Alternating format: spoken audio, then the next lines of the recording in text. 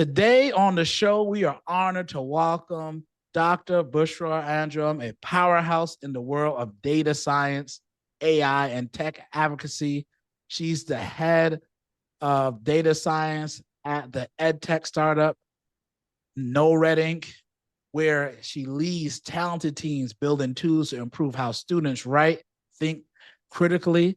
But Bushra's impact goes beyond her day job. She also is a co-chair of ACM Women, the Association for Computing Machinery for Women and Computing Council, where she's driving global efforts. I said that, not local, global efforts to increase the representation and inclusion of women in tech. She's passionate about mentorship, equity, and building a future where women have a seat at the table, whether she's leading teams, shaping policy, or lifting others up. ACM Women programs, Dr. Anjum is all about making tech more human and more inclusive. Welcome to the Women in Technology with Sly Gittens. We're so excited to have you. And Thank your you. background is very similar to what we're doing here at Tech Simplified, but you're doing it on a whole nother level. So thank you again. Thank you for inviting me and for such kind introduction. I appreciate that. Oh, you're welcome. I'm glad that I get to share your story, to share a little bit more with the world. I'm excited. And I'm also excited what you're going to do afterwards, because I know you're just getting started. So let's start from the beginning to help folks understand your why. Like, what sparked your interest in technology and data science? That's a great question. Finding your why is extremely important because that is something that helps you get up in the morning. And for me, surprisingly, it was not related to tech, but tech became a means to achieve these passions and directions. A big driver for me is the belief that I can help empower others or just make their journeys a tad bit easier. I was fortunate to have parents who believed in me, especially my father. I came from Pakistan, so the environment was relatively conservative. But my father always taught me that women should have the freedom to choose their path, even if it defies societal expectations. That kind of instilled in me a passion to pay it forward via mentoring, via my career, via volunteering. This is something very dear to me, to help lift people up, especially other women and underrepresented folks in tech. My love for computing started when I was a graduate student in Pakistan. And I completed my undergraduate and master's degree in computer science. I graduated at the top of my class in 2007, which was unexpected at that time. I received the Fulbright scholarship and I wanted to continue my education in computer science. I came to the United States in 2012 for a PhD degree. And at that time, data science was nowhere on my horizon. I was working on computer networks and performance evaluation, very math, probability, stats heavy background there. After my PhD in 2012, I was teaching for a few years, both in Pakistan and here in the States. I love teaching and mentoring, but I wanted to apply my skills at a larger scale. That brought me to the industry side. I worked for Amazon as a backend engineer. It was not research related. It was not computer networks related, backend hardcore distributed systems programming. Did that for a few years. And then my interest sparked in data science at that time. That was 2018-ish, around that time.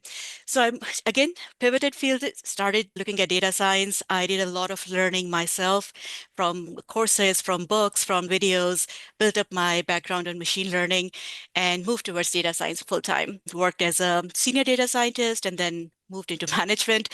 In my previous job, I was the director of data for Doximity, a health tech startup. We were building some Gen AI tools for them. Currently at NoRedInk, we are also making some AI-based tools to improve student and teacher experience. I would say my journey has been a journey across continents and across academia and industry, and it has been very rewarding. That is beautiful. I love how you started off, because me as a dad, I'm trying to do something similar, break those conservatives or those prehistoric limitations we set. Historic is the right term. These limits that we put, even for my daughter. I told her what I'm doing. Hey, I'm doing a woman in tech. Why, Dad? So you can be in this role and be comfortable being a leader, because you already are right now. So I know it starts today. It was great to hear that. I loved how you chased your curiosity. You realized you had an idea in the beginning and you pivoted and took on different roles. You knew what you wanted. You had an idea, but you also knew the excitement on the journey, which I find pretty exciting. So you've been doing this at a high level for a while. And I know that's consistency takes more than just talent. So how do you stay grounded and focused while juggling all? Because you're doing a lot. Thank you. How do I stay grounded? Something that I learned while I was doing my PhD, I learned about stochastic models and math and all that good stuff. During the very first few months, my PhD advisor, Dr. Harry Perros, said, Bushra, there is only one goal of doing a PhD, and that is to learn how to learn. So you have to embrace a generalist mindset. The tech world moves incredibly fast, especially in the fields like data science, machine learning, generative AI recently. And to thrive, you have to keep learning and stay adaptable, and sometimes even learn how to unlearn old ways of doing things. So it doesn't do you any good to be very static or getting too attached to any single technology or a single way of doing things. Early in my career, I couldn't have imagined the AI tools we use today are the ones that I'm helping to build in the industry. To stay relevant, I try to always keep learning and never hesitate to pivot as the time comes. You shouldn't take yourself too seriously. It's easy to get caught up in pressure and perfectionism. I certainly did at first. Early on, I was brutal on myself whenever I would make a mistake, very hard on myself. But over time, I have learned to laugh at my mistakes and just see setbacks as part of the journey. I think keeping a sense of humor and remembering that the world does not revolve around me as much as I may want to, but it doesn't, that kind of honesty and perspective has helped me to be more resilient. And I think you said it well. One thing I try to preach on our channel, my tagline is always be learning. That's continuous. That's something active. You're doing it right now.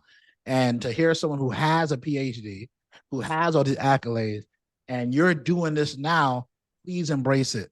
We are having to learn. We are struggling on certain areas that we're trying to keep up because what got us here won't get us there to where we need to be tomorrow. And a stacker that said 97 million new jobs will be created from AI that haven't been thought of yet. Yep. So Yep. in that case, that means we need to learn new things to be able to have those, right? Or create those for people. I love that you say that. So now let's lift gears. We got to see behind the scenes on how you got here. Let's talk about your advocacy work, especially with AMC Women, which is doing powerful work for women in computing. Can you give us an overview of AMC Women and its mission? Gosh, how much time do I have? How many hours? I can keep talking about ACM Women and its mission. It's a global volunteer-based organization, and its core mission is to help create a future where women are fully represented and successful in all areas of computing. I started as a volunteer with a subcommittee, but climbed the ranks a bit, and currently I'm honored to be the global co-chair of ACM Women. So how do we do that? We have three pillars: support, celebrate, and advocate. We support women via a global network of student chapters and professional chapters. We celebrate them by highlighting their achievements and contributions. We do that via our website, newsletter, webinar series, conference events. And then we advocate for an inclusive computing field. How can we promote policies that support the advancement of everyone equally? So that's been our focus for quite a bit. ACM Women just celebrated its 30th birthday. And as you said, it's just getting started. One thing I would like to highlight, as I do often, is that all ACM Women programs and initiatives, they are open to individuals of all gender identities. It's not just exclusive to women. We are committed to inclusivity and accessibility, and we don't believe in gatekeeping. Oh, that's awesome. That sounds beautiful. Now that you talked about that, can you talk about some of the key priorities for ACM? Because you touched on it. Can you dive a little bit deeper? And the reason why I'm saying that is because it's a Woman in Tech show. If this is resources that these ladies can have access to, I'm all about sharing it. That's why I created this. So can you talk a little bit more about some of those key priorities? Sure. So as I was saying, ACM Women has student chapters, more than 200 plus across the globe, and then professional chapters. Professional chapters is a relatively new initiative because we wanted to have mentorship and connection opportunities for women in the field as well. That's been one of my focus areas to increase the number of professional chapters we have globally. Also, ACM Women, as I said, is 30 years old organization, and it has a very stable presence in North America, India, and Europe. But my focus is to expand it further into emerging regions, Asia Pacific or Africa or smaller countries around. So my team is very focused on seeing how we can make roadways into these countries where women do not have perhaps access to all these resources that ACM Women can offer, and then just encourage them to come together and build these chapters where we help them from the first step to the last. There are also grants that we offer them, both for student chapters and professional chapters, so that they can organize local events, bring professionals and students together, have those kind of learning opportunities and growing opportunities. The work is going very well. I'm very proud of my team and, of course, my co-chair as well. I do believe that ACM Women is uniquely positioned to foster these international collaborations and hopefully address global disparities in computing. Oh yeah, I love that. I'm super excited. I can't wait to see how you attack that. I know it's going to be successful. And then anything that I can share, hey guys, I'm going to have all the links inside the show notes. If you're watching on YouTube, in the description, on our website, so you will have access to all of this. Talk about how that impact shows up on the ground, especially for students and folks that are starting out. How does ACM Women help students early in their career, professionals, get into tech and stay in there? Yeah. And both parts are very important, getting into tech and then the retention part as well. For students, we provide numerous opportunities to explore computing field and then build the foundational skills and the network they need to grow in their career once they graduate.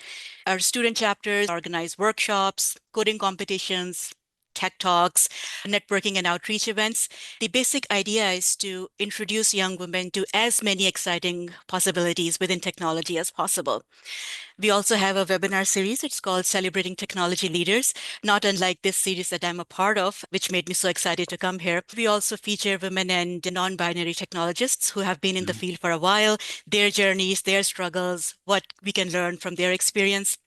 And then for early career professionals, we have a lot of resources to help them navigate their careers. There's career advice, there is networking events.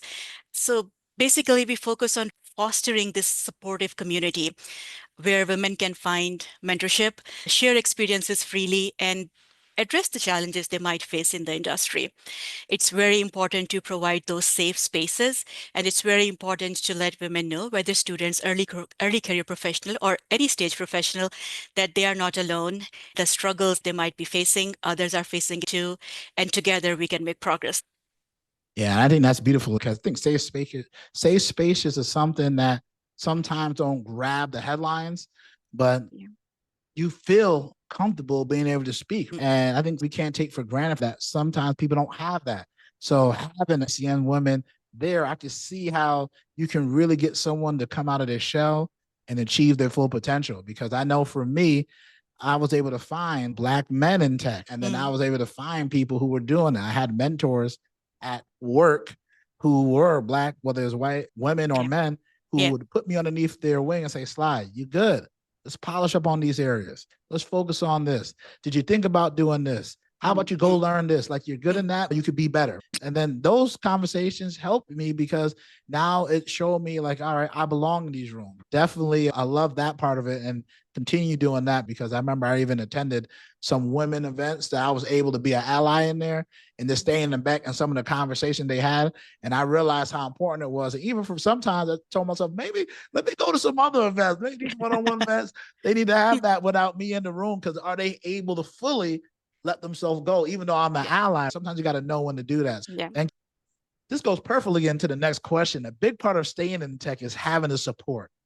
And I know mentorship is something you're passionate about. So, what role does mentorship play, and how does ACM Women help build those connections?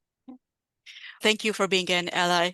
It's really appreciated. All the help, all the support is very welcome. This reminds me, I often get asked, what advice would you give your younger self? As cliche as that question sounds, it made me reflect when I was asked this the first time. The advice I would give is don't be afraid to seek help and seek mentorship. When I was starting out, I felt like I had to learn and do everything on my own. Otherwise, I'll be judged as lazy or incompetent. And then later on, I realized that reaching out to mentors, building a community, and knowing when to ask for help is actually a sign of strength, not Yeah. weakness. Mentorship is extremely important for women in computing. A mentor can offer valuable insights, help with career planning. They can provide advice on how to overcome challenges, and they can, of course, also become advocates or sponsors for their mentees. This is particularly impactful in a field where women are underrepresented, so are some other demographics as well. ACM Women recognizes the power of mentorship, and we actively work to facilitate these crucial connections. Our professional and student chapters often organize mentorship programs at the local level, pairing experienced professionals with students or early career members. And we also provide seed money and initial grants for student and professional chapters to organize these events so that they are not financially burdened. They can focus on networking and mentoring. When you talk about impact, for me, when a young woman from a small city tells me that attending one of our webinars or being mentored through our network, it helped her to pursue a career in tech. That's the real impact for me. That's what keeps me going. We are chipping away at barriers. It's very gradual, but every success story and every person who feels empowered to stay in tech is fuel for me to keep going. Yeah, mentorship is essential. 2 nights ago, I was a judge for some entry level security professionals. And afterwards, he's like, Sly, man, I knew your name looked familiar. I watched a video with you on YouTube before, and it got me excited. I started my own YouTube channel. I started going down this path. Thank you so much. And when I do this, sometimes when you have these type of platforms, you don't really get some of the and coming back. So you're like, people really listening. But that definitely helps because, man, this is what you do it for, that mentorship. Last night, I got inspired by someone called Duane Lightfoot. He works at Amazon right now.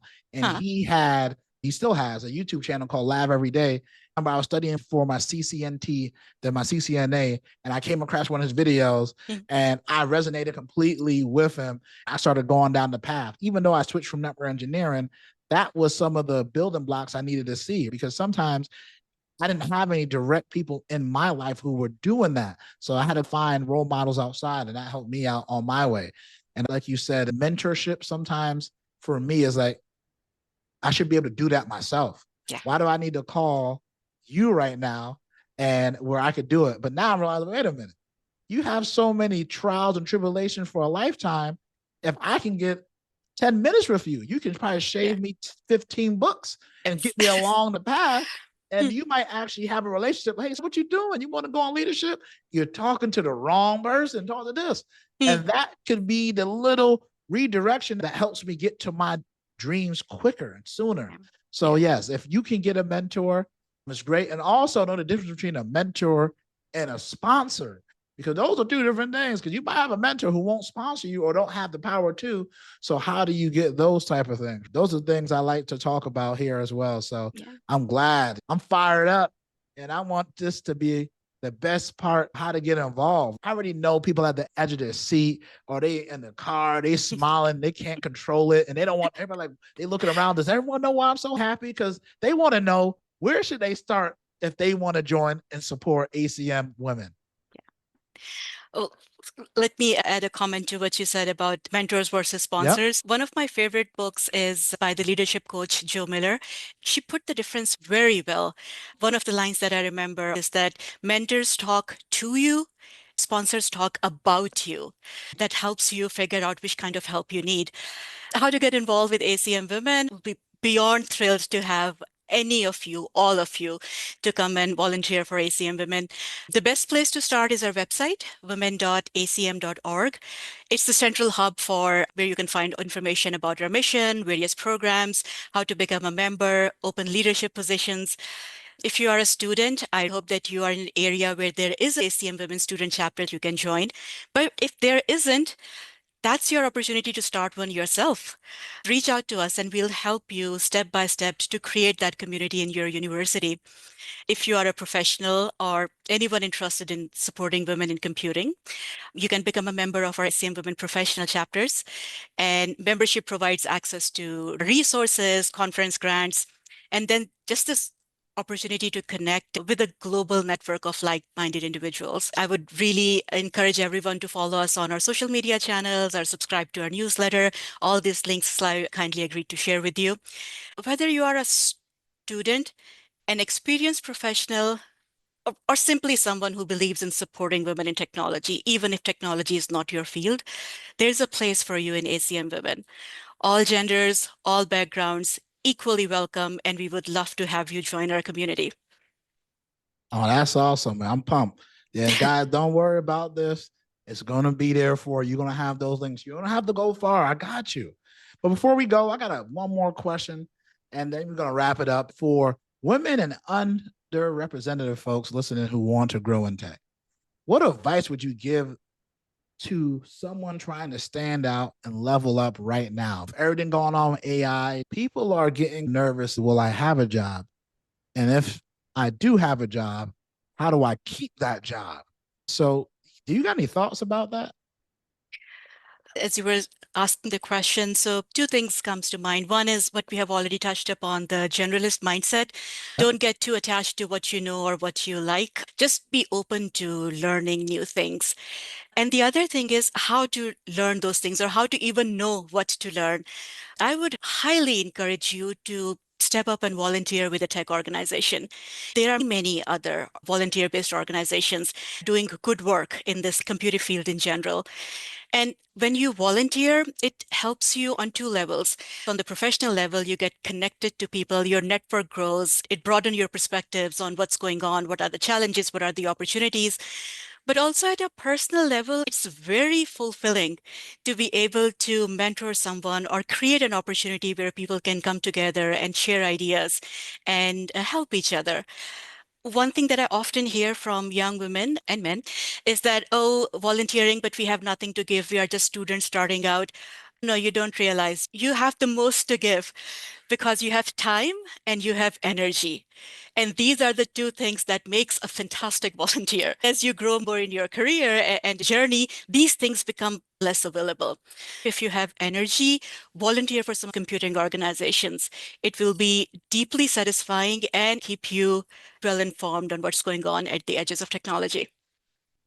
I agree. When I first started off, I volunteered, did unpaid internships just to learn, be around other people who was excited about technology, because a lot of things learned is not being said, they're modeled. Yeah. So if you have that ability to be there, it's cool.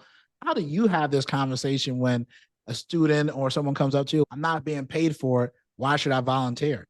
Because for me, I'm like, don't you want to learn? You can learn from someone and some people who are in the field, who have connections, and sometimes that's worth more than the $18 an hour or whatever you're going to get paid. So how do you have that conversation? Yeah, it's a very fair point. And many people who are starting with their careers are early in their experience. Money, of course, plays a major part in how they think and decide what to do. But one thing that I try to highlight is that networking is not like hunting. Networking is like farming. You have to start way early than when you actually would need your network to help you and support you. Volunteering is one way to get that initial connection with people that you can keep alive and continue those conversations and relationships. So one of my key selling point for volunteering is that you get to start creating your network early. That's going to help you throughout your professional journey. The second one is that it's deeply personally satisfying to help others.